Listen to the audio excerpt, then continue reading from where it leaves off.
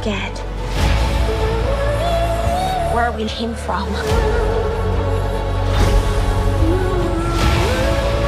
We have been running our whole lives. Pete, I'm done running. This week on Talking About the Movies, after nearly 10 years, we're invited to join the Guardians of the Galaxy on one last adventure, as we not only say farewell to them, we also say farewell to James Gunn as he gets ready to take over DC, but not before finishing off the trilogy he started. This is Guardians of the Galaxy Volume 3.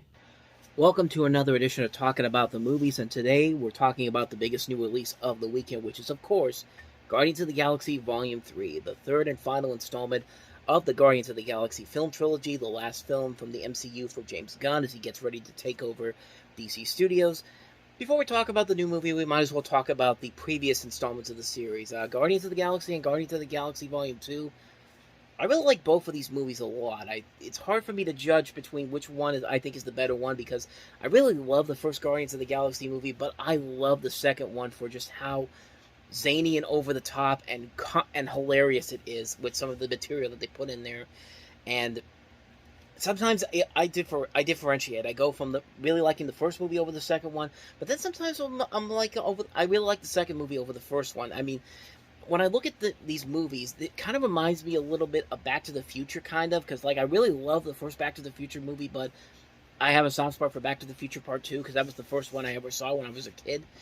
And in a way, the Guardians series kind of has gone this route, as well as another another trilogy I'm going to delve into in just a little bit. But with the Guardians movies, I really love the first movie, and I love the second movie just as much. But once again, it kind of differs between which one I really like more. The first one sometimes I like better than the second one, but then there are times when the second one I really like better than the first one. And I really like the Guardians holiday special they did on Disney Plus, which, by the way, it's best to go into this movie kind of watching that special on Disney Plus, because you might get a little bit confused with how the story goes in some of the areas here, but we'll delve into that as we go along here. But bottom line, I love these characters so much. They've become characters I've really loved to see over the years. And we have this new installment here where essentially Rocket Raccoon is the main focus of the film, as he ends up getting injured. He's got a serious injury that could kill him after Adam Warlock, who was mentioned in the post-credit scene in the last movie, comes in and attacks him. But we'll get to him in just a little bit. But he ends up getting seriously injured. The crew has to go find his information and the crew essentially has to get together to find a way to save him from the High Evolutionary, who's played in this movie by Chukwudi Iwuji. We'll get to him in a moment, but but while this is going on, we also get a lot of the backstory, I should say, of Rocket's origins. Like, we find out from the time it was a baby raccoon to what eventually led him to leave, is to become the Rocket Raccoon we know and love. And it's not pretty, and I say it's not pretty because it gets pretty dark. And you know what? Some people don't like the darker tone that this movie is taking, but you know what? This is the last installment of the series. This is the last time we're probably going to see most of these characters, and you know what I say? Go all in on it, man. And with that said, though, I really like this movie a whole lot. I really enjoyed this film a whole lot. Do I think it's just better than the other two movies? Not really, no. I think maybe it's the weakest of the three. But at the same time, I still really love the hell out of this movie. I really love hanging out with these characters one more time. James Gunn is just perfect for this type of a film. I think is whenever he got fired back in 2018 for those controversial posts on Twitter that Disney already knew about when they hired the guy back in 2011 or 2012 when they hired him the first time. I can't remember for sure, but Disney already knew about these tweets, but then they got pushed back up again, and so Disney was just like, well, we got to appease these people on social media, so you're gone. But then a couple months later, they said, yeah, we're sorry about that. Please come back. And essentially he came back. But, hey, it actually worked out better for him because he actually made a pretty damn good DC movie with the Suicide Squad and Peacemaker during that process. But back to Guardians of the Galaxy Volume 3. Yeah, like I said, man, I really enjoyed this movie, and especially after the mad that was Ant-Man and the Wasp: Quantumania, this was a welcome return. Like, I was really hoping that this was not going to be the failure that I was scared it was going to be, because it has lesser reviews than the previous two installments. You hear people saying that the MCU is done for. The MCU is completely is unsalvageable at this point. I mean, I've even made the argument that the COVID pandemic kind of killed the momentum that the MCU had, because they've had to shuffle everything around. Certain elements, certain stories are not getting done very well. The visual effects keep getting a little bit is worse and worse with every film, but not every movie in the MCU since the pandemic started has been bad. I mean, we've had stuff like Eternals, which was not a good movie whatsoever. A lot of people don't like Thor: Love and Thunder. I personally don't mind it. I actually think it's probably the second best Thor movie, honestly, after Ragnarok, and better than the first two movies. But we did get Spider-Man No Way Home. We got Doctor Strange in the Multiverse of Madness. We got Black Panther: Wakanda Forever. There have been some good movies in the MCU, and this is another one you can add to the list. This is the first film in Phase 5 that is, well, first film in Phase 5. This is actually only one of two movies in Phase 5 up to this point, but this movie really does deliver what I was hoping for when I saw those trailers for the first time. One last great adventure with this team we've come to know and love over the years. It's an adventure that has a lot of emotional weight to it. The humor is still very good. The performances are still very great. I love the direction they took a lot of these elements to. Like, Rocket Story really is the best thing about the movie. This is really a showcase for Bradley Cooper to show everybody that, hey, I'm Rocket Raccoon, and I can act my damn ass off playing this raccoon, and he does it very well. He is so well done in this movie. Like, this is really his showcase to shine in this film. In fact, a lot of the characters in here are very good. Like, I really liked a lot of the people in here. I like Chris Pratt as Star-Lord. I like Zoe Saldana's return as Gamora. I like the idea that this is the Gamora that was before Star-Lord ever met her, and so it's a completely different story. I was afraid they were going to do that same thing. It's just like, oh, we have to rebuild this relationship again, and really, they don't do that. And I think that's the best way to do this. Like, he has to accept that, like, Star-Lord has to accept the fact that this is not the same Gamora that he fell in love with, and essentially, he has to deal with that in this movie. And I like the natural progression that this actually takes with that story. I like the return of Drax in this movie. I actually like the references is the fact that they brought up the fact that he's a father who lost his daughter, and there's a moment in here where he has to act like a dad in this, and that's actually pretty impressive the way they handle it here. Palm Clementif, I think I'm pronouncing that name right. She's always going to be great as Mantis. Mantis is just a fun character to always watch. Groot doesn't get a whole lot of attention in this movie, but he does have some pretty good moments, especially the last line of the movie that he has in here, which is actually pretty well done.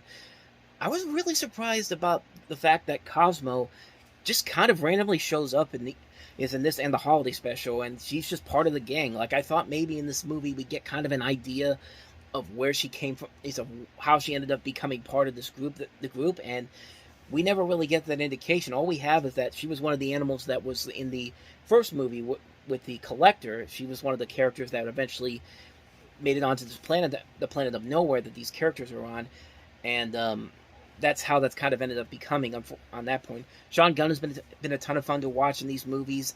Karen Gillan, good lord, man, like, every single movie I've seen her in, she's always been amazing. I've liked her in the Jumanji movies. I like the progression she's made in those films. I like the progression that they made with her in this movie as Nebula. Like, she's become a really fun character to watch in these films, and I hope maybe we get to see more of this down the road, but man, the cast overall in this movie is very good. Even the voice actors in here, like, you have Maria Bakalova playing Cosmo, and I think that's a great casting choice. I like the idea. I like the fun elements that they have to that role here. Linda Cardellini, who's been in the MCU playing Hawkeye's wife in the Avengers movies, she shows up in here playing the second playing the Otter in Rocket's flashback, Lila. And I think that's actually a pretty cool.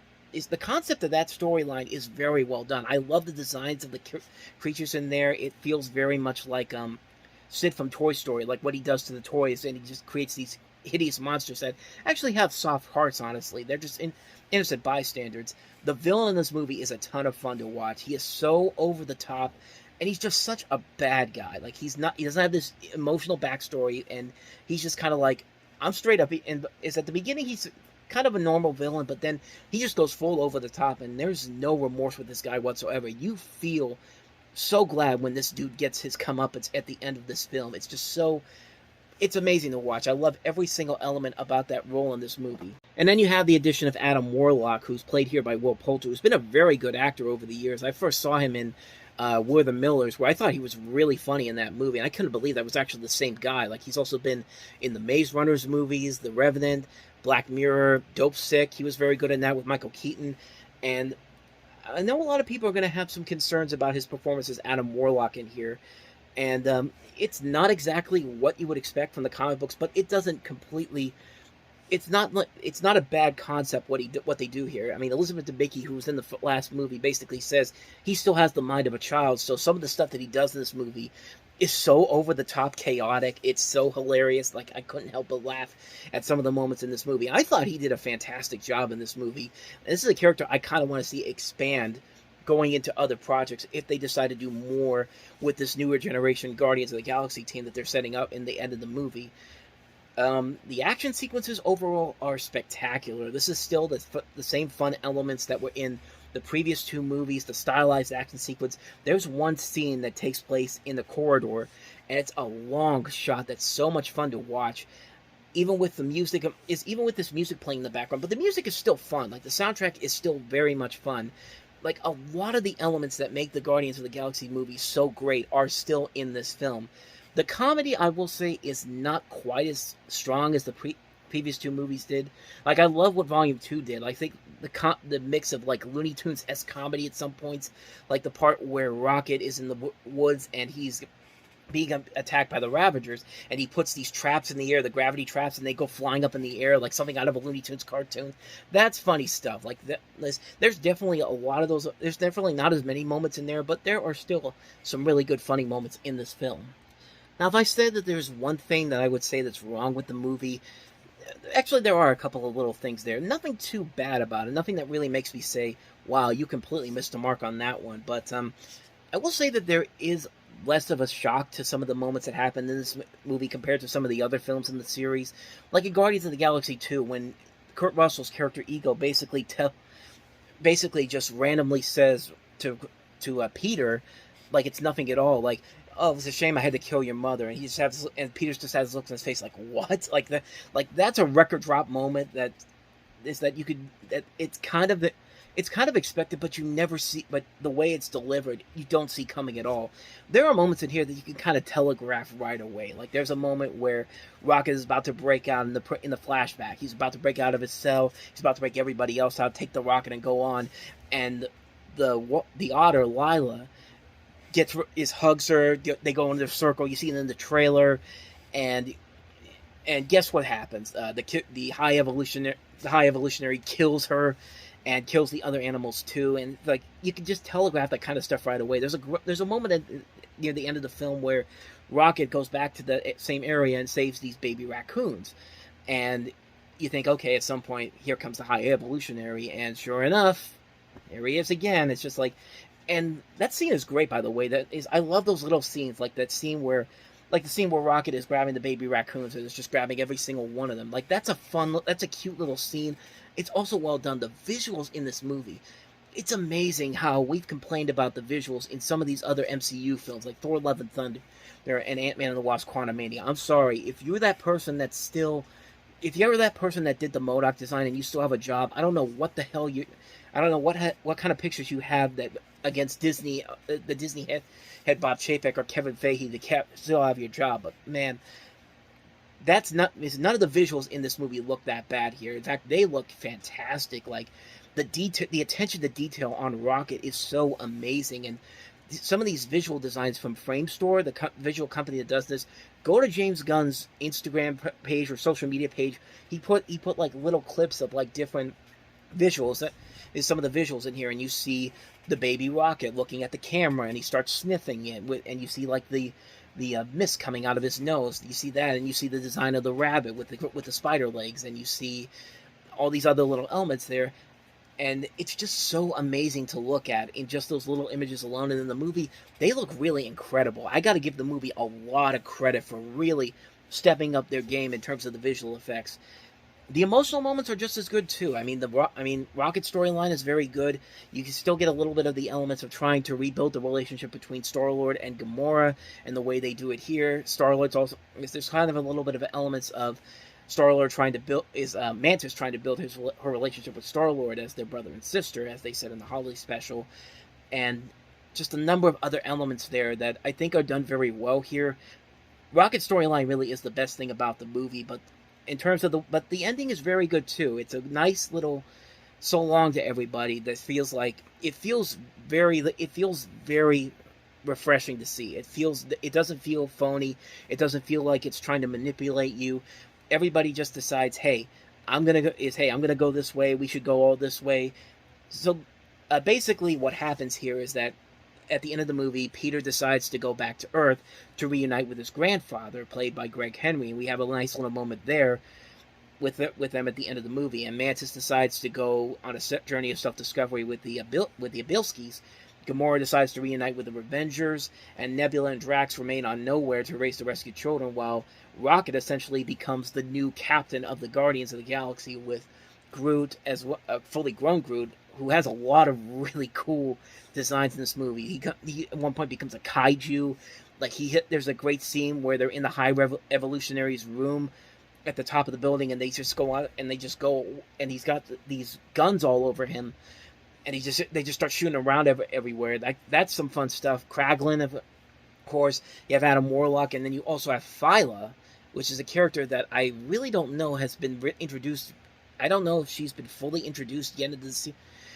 Again, it's been a while since I've seen the original the previous Guardians of the Galaxy movies. I need to check that again. But yeah, Phyla, and you also have Blurp, and they're basically the new Guardians, and it's essentially building up that this is probably going to be what happens if everyone decides not to return for another film now that James Gunn is gone. They even tease the idea of Quill coming back too. There's a thing at the very end of the credits that says the legendary Star-Lord will return, and Chris Pratt has said that he'd be more than willing to return for a fourth film, but I'm actually kind of curious about what they would do with that. Would it be like kind of a solo spin-off film with him or something like that, or maybe something for Disney Plus, a series maybe? We don't really know for sure, and considering that the writer's strike is going on at the time of recording this, we probably never will figure that out. We probably won't know that for a while now. So, if I'm really thinking about it, this is probably. I thought about it for a while now. I was trying to think back to the MCU, and in terms of trilogies, like which trilogies have been consistently good throughout the course of each of their films. Like the Iron Man movies, Iron Man 1 started off great, then slowly but surely, like Iron Man 2 I thought was alright. Iron Man 3 was a major disappointment, especially considering Shane Black was involved, but just the way they handled Guy Pearce as the villain in that movie just really irked me the wrong way. The Thor movies kind of started off slow. They weren't that great. The first Thor movie was okay. Thor: The Dark World I still think is the worst MCU film to date so far. Thor Ragnarok I think is the best film in the Thor series, and like I said, I really like Thor: Love and Thunder, but we're just basically looking at why did I even say that? Because it's not even a trilogy anymore. Captain America, I think, has been one of the stronger ones. It gets better and better with each film. I really like the first Captain America, First Avenger. I like Winter Soldier, and I like Civil War on a better level. And even the Spider-Man movies, the Tom Holland Spider-Man movies, I think are on that same track. Like, the first movie is really good. The second one, I think, does it a whole lot better. And the third one, I think, stands out as the best of that series. And and then you have Ant-Man, where first Ant-Man was pretty good. Ant-Man and the Wasp was really good too, and then Quantumania is probably the weakest of the films, but it's not the worst thing that the MCU has given us at this point. But yeah, there was actually a lot of really good trilogies to come in the MCU.